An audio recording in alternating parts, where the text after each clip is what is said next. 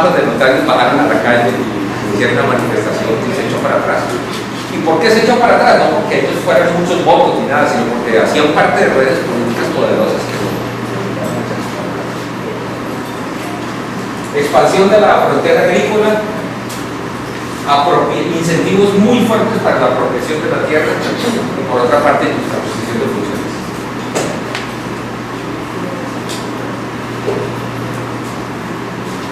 Entonces, digamos algunos ejemplos de estas cosas.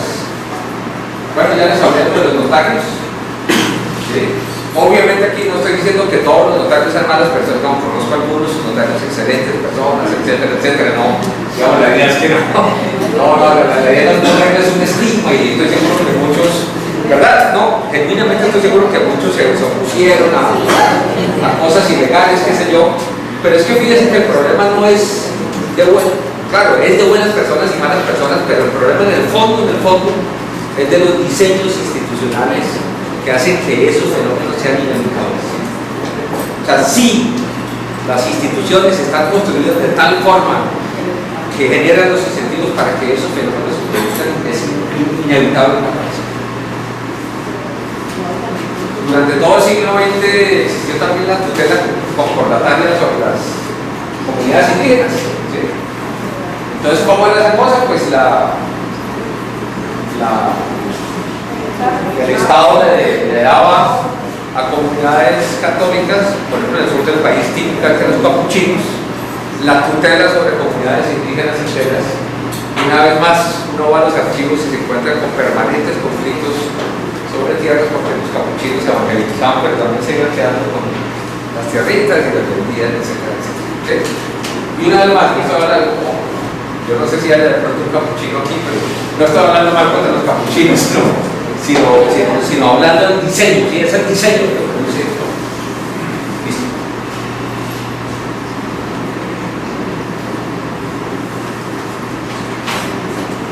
También tiene que ver con los partidos políticos y con la provisión de seguridad y de justicia. Entonces, en 1910 se produjo una reforma constitucional muy importante en el país. Atención, no estoy diciendo que esa reforma fuera mala, de hecho, fue buena, en muchos sentidos era democratizante. Pero una parte muy esencial de esa reforma fue darle a los consejos municipales y a las asambleas departamentales la facultad de crear policías y de nominar jueces. Colombia vivió con ese régimen hasta 1962, es que uno no está hablando desde hace mucho de la historia pues pasada, eso fue hasta hace poquitico. Es decir, hasta 1962 existían, yo estoy seguro que todos ustedes habrán oído hablar de la policía chulavita, pues esos hijos de este diseño, ¿sí? Los chulavitas eran un pueblito de Boyacá que tenía esa clase de policía, ¿sí? Entonces, ¿qué sucedía?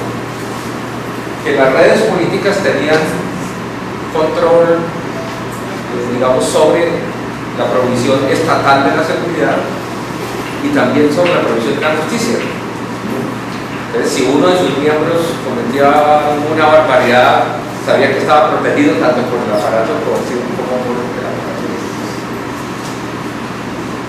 Nosotros llegamos a la nacionalización formal en 1962, pero como todos ustedes saben, eso no, digamos, se ha producido de manera plena. Entonces, cuando ustedes revisan los archivos de justicia y paz, etcétera, etcétera, muchos de esos desenlaces de despojo están relacionados todavía con la forma, digamos, en que esos agentes pueden invocar poderes públicos, coerción, justicia, etcétera, a su servicio. Entonces, aquí hay otro texto que les recomiendo mucho que se llama Jueces sin Estado de Movimiento Financiero. Creo que ese lo consiguen en la red, porque está PDF en la red. Jueces sin Estado de Movimiento Financiero. Es de una ONG de justicia, exactamente.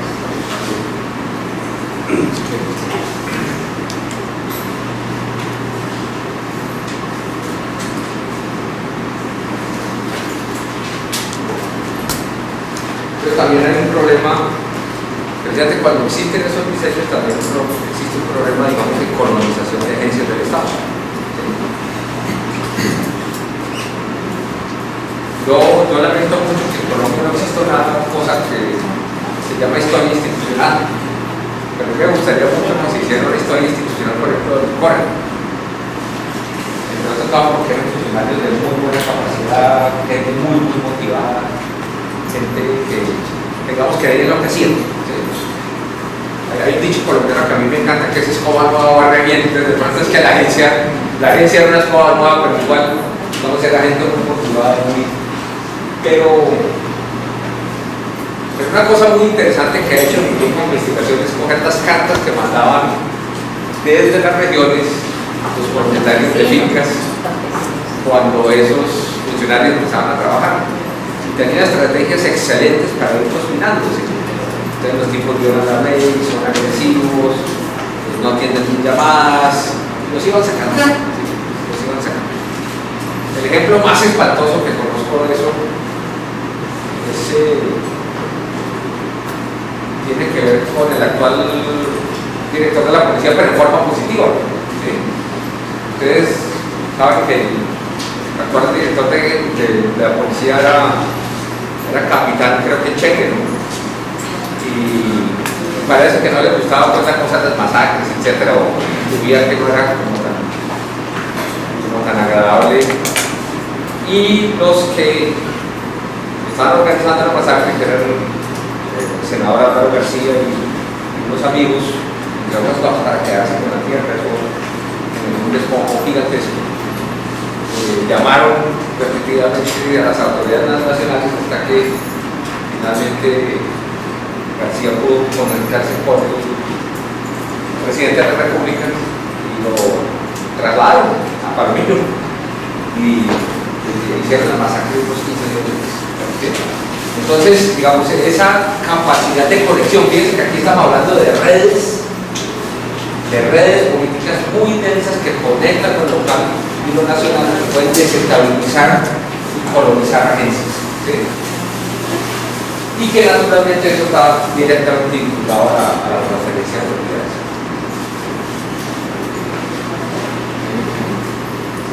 Bueno, yo creo que eso nos podemos estar.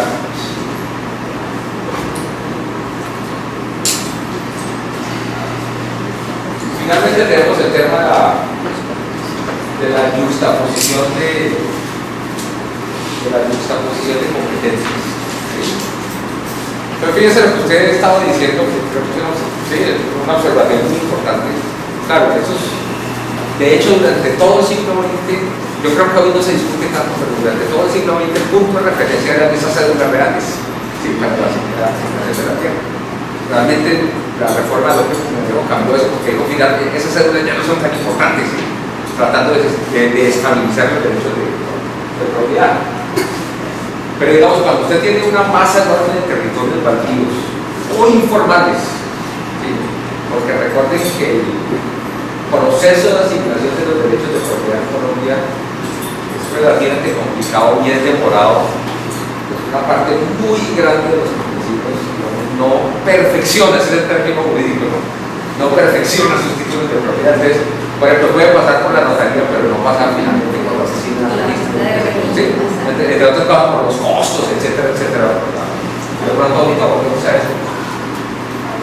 Entonces, muchas veces distintas agencias, incluso a veces la misma agencia, asigna la misma tierra a distintos propietarios con distintos propósitos.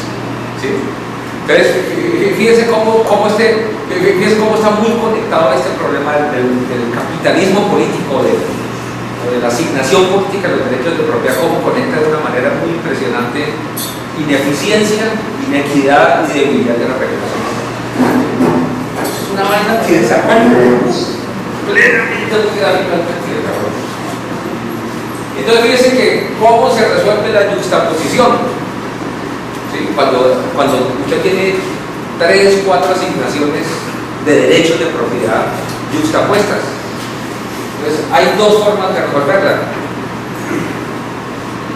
Básicamente en los estrados o por medio de la corrección. Fíjate que el tema de la coerción está directamente implantado en la ley, o sea, no es un problema de legalidad. Está directamente implantado porque usted adquiere el derecho por posesión y si la sacan se fregó. Es una cosa, sí, está directamente implantado. Y fíjese que en los estrados y por medio de la coerción, el más vulnerable tiene las de perder. ¿Por qué los estrados tienen las de perder? Primero, por toda una serie de sesgos, pero sobre todo por las demoras. Por eso ese mecanismo, yo creo que es insuficiente, pero me parece muy bueno ese mecanismo incorporado a la ley de víctimas, digamos que le pone un límite a las decisiones de los jueces, que limita las demoras. Exactamente, eso es una maravilla, ¿sí? Lo que pasa es que hay otro tipo de demoras, ¿sí? Entonces, digamos, no se ordena todo, pero es un ¿sí?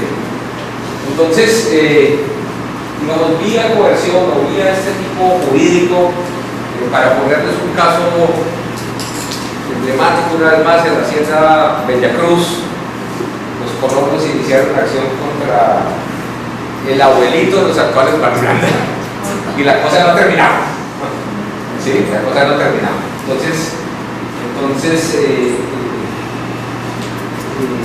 digamos, en general, cuando hay derechos justapuestos ganan más fuerte, y por eso es que a uno no le sorprende esta clase de casos.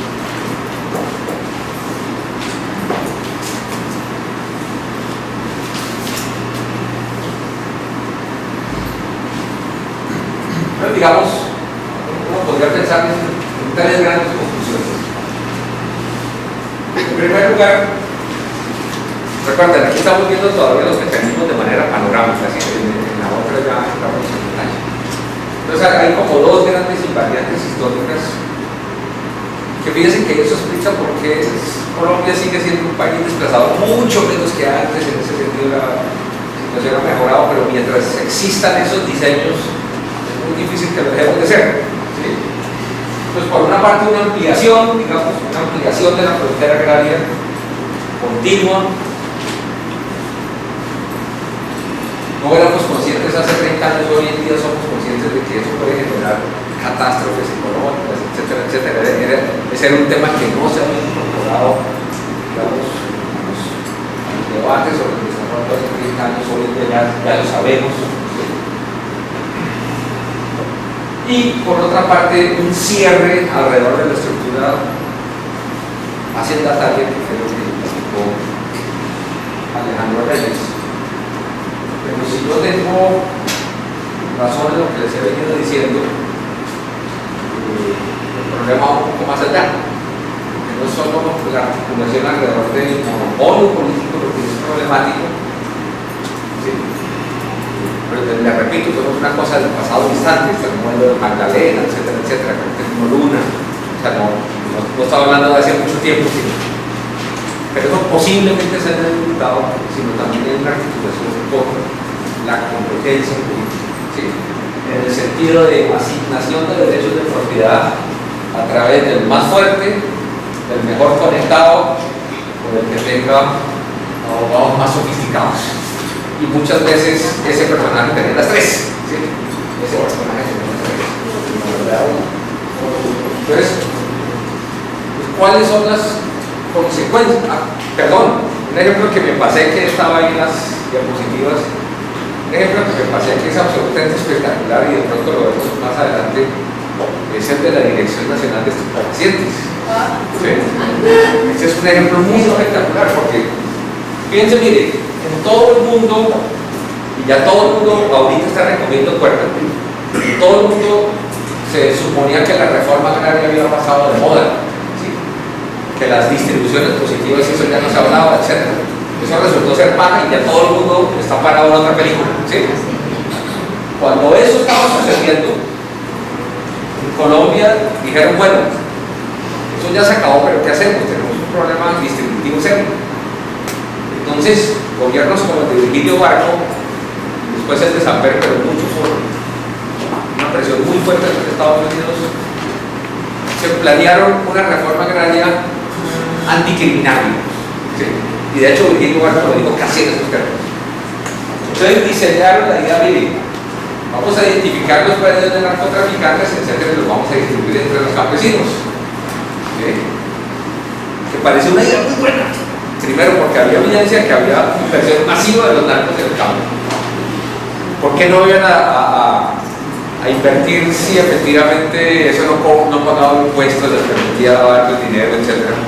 Había expropiación también ya en ese momento, digamos, por parte de agentes criminales. Entonces, y, digamos, desde el punto de vista político era mucho más legítimo y mucho más fácil quitarles las tierras distribuidas. Pero, oh sorpresa, eso no pasó. No ha pasado. No ha pasado. Yo hay un poquito de contrabando, pero pude conseguir las cifras de las hectáreas y los beneficiarios que han podido distribuir la Dirección Nacional de Estupefacientes en toda su historia. Son como 25.000. Eso no es nada, es un pedacito de una hacienda, de esa hacienda chévere que exacto. ¿Sí? Eso es una. Y muchas de esas fueron para familiares de los narcos y para amigos de los políticos que tenían colonizada la dirección. Y hasta el momento, a la dirección la cerraron, ¿no? La cerraron, exacto. Y hasta el momento de su muerte, la Cuba no se movió.